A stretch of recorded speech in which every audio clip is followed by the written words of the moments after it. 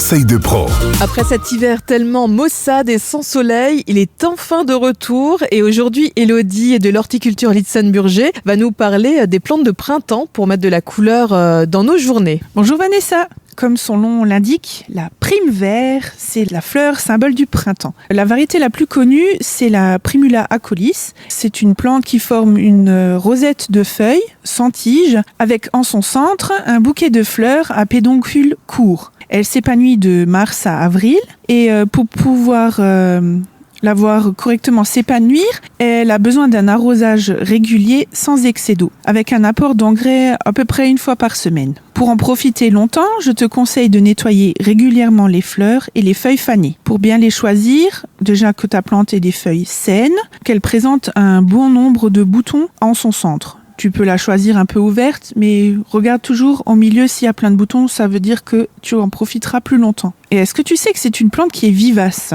Ah non, je ne le savais pas. Alors en fait, oui, elle est vivace. Donc une fois que tu en as profité dans ta jardinière ou dans ta composition, tu peux la planter en pleine terre. Elle reviendra l'année prochaine. Alors pour moi, Elodie, la pâquerette, c'est aussi le symbole du printemps. Est-ce que tu peux nous en dire un peu plus ? Oui, la pâquerette, c'est aussi une plante sans tige, pareil, avec une rosette de feuilles. De cette rosette émerge un pédoncule qui va porter un pompon de fleurs. Donc dans la nature, souvent tu les vois blanches, de forme plate, avec en son centre un cœur jaune. Mais moi, à l'horticulture, je cultive des variétés qui ont une fleur en forme de pompon, qui sont rouges, roses, mais aussi blanches. Pour l'entretien, c'est comme la prime vert, un arrosage sans excès, nettoyer les fleurs fanées régulièrement. Et c'est aussi une vivace. Tu peux, pareil, la replanter en pleine terre. Mais là, bien souvent, l'année suivante, elle reprendra son côté sauvage et sera de nouveau blanche avec une fleur plate. Alors, je vois aussi, Elodie, que tu as de jolies fleurs bleues toutes mignonnes. Là, qu'est-ce que c'est ? Donc, en fait, c'est des Myosotis.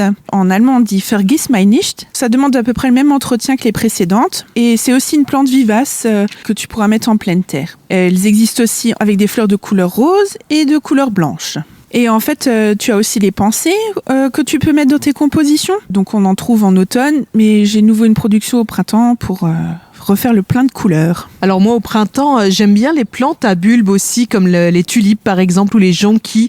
Comment faire pour les planter ? Donc en fait, la période de plantation des bulbes de printemps, ça se prépare bien en avance. Donc en fait, il faut les mettre en terre à l'automne, avant les gelis. Mais actuellement, je propose aussi des plants qui sont déjà prêts à fleurir, tels que des petites jonquilles ou des jacinthes et des petits muscaris aussi, qui sont souvent présentés avec le bulbe à l'extérieur de la terre, pour le côté plus décoratif. Tu peux très bien les planter comme ça dans tes compositions sans forcément enterrer ton bulbe. Mais si tu veux après les planter au jardin, le mieux c'est de les mettre en terre avec le bulbe en terre pour que ce soit bien protégé du froid de l'hiver. Merci beaucoup Elodie. Je rappelle que toutes ces plantes sont disponibles à l'horticulture Litsen-Burger à Bliesbruck. Merci, à bientôt. À bientôt.